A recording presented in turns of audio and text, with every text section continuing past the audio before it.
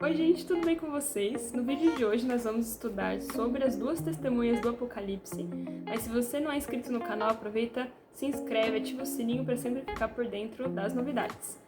Bem, o texto de hoje está lá em Apocalipse, no capítulo 11, nós vamos ler alguns versos a partir do verso 3, que diz assim: Darei poder às minhas duas testemunhas, e elas profetizarão durante 1260 dias, vestidas de pano de saco.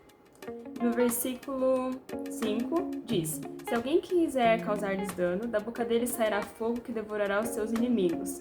É assim que deve morrer qualquer pessoa que quiser causar-lhes dano. Estes homens têm poder para fechar o céu, de modo que não chova durante o tempo que estiverem profetizando, e têm poder para transformar a água em sangue e ferir a terra com toda sorte de pragas quantas vezes desejarem. Quando eles tiverem terminado o seu testemunho, a besta que vem do abismo os atacará, e irá vencê-los e matá-los. Os seus cadáveres ficarão expostos na rua principal da grande cidade, que figuradamente é chamada Sodoma e Egito, onde também foi crucificado o seu Senhor. Durante 3 dias e meio, gente de todos os povos, tribos, línguas e nações contemplarão os seus cadáveres e não permitirão que sejam sepultados. Os habitantes da terra se alegrarão por causa deles e festejarão, enviando presentes uns aos outros, pois esses dois profetas haviam atormentado os que habitam na terra. Mas depois dos 3 dias e meio entrou neles um sopro de vida da parte de Deus, e eles ficaram em pé, e um grande terror tomou conta daqueles que os viram. Então eles ouviram uma forte voz dos céus que lhes disse: Subam para cá! E eles subiram para os céus numa nuvem, enquanto seus inimigos olhavam. É um texto de fato meio complexo, pode surgir um monte de dúvidas na nossa mente, mas nós vamos começar a entender agora o que significa, quem são as duas testemunhas, por que elas morreram, enfim. Bem, as duas testemunhas, elas são nada mais nada menos do que o Velho e o Novo Testamento, ou seja, a Bíblia. Elas representam a Bíblia num todo. E esse período que elas vão profetizar durante 1260 dias, né, a gente sabe que, já falei até em outros vídeos, que um dia em profecia ele representa um ano, ou seja, que está falando de um tempo de 1260 anos, que corresponde a 538 depois de Cristo até 1798 depois de Cristo. É interessante que fala que elas estavam vestidas de pano de saco, né? E essa vestimenta, lá na Bíblia, diversas vezes, ela tá num contexto de luto.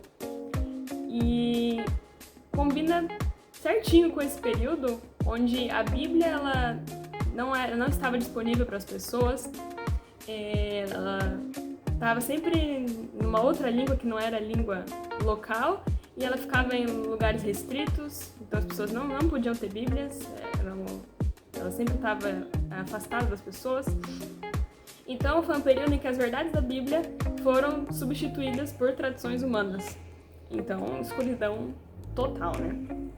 Mas aí, depois desse tempo, fala aqui no versículo 7 que a besta vem do abismo, ataca e mata as duas testemunhas. É interessante que lá em 1793 a gente tem aquele período histórico bem conhecido que é a Revolução Francesa.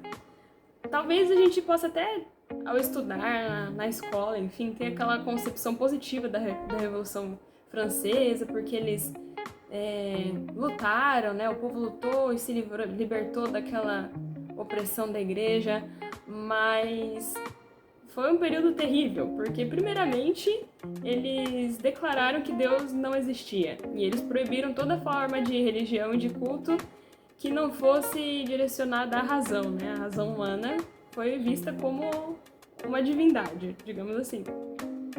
E eles pegaram a palavra de Deus, tiraram das pessoas e queimaram em praça pública. E o que aconteceu foi que a França ela se afundou numa degradação moral tremenda em todos os aspectos, em todas as áreas. A criminalidade aumentou demais, virou o caos.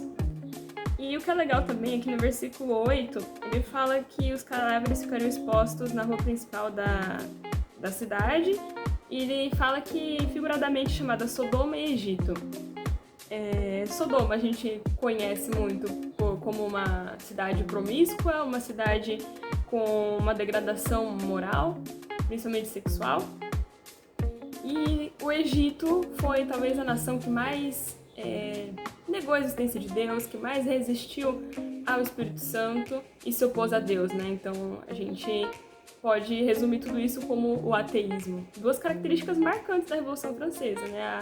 A imoralidade e também o ateísmo. E também fala aqui que onde foi crucificado o seu Senhor.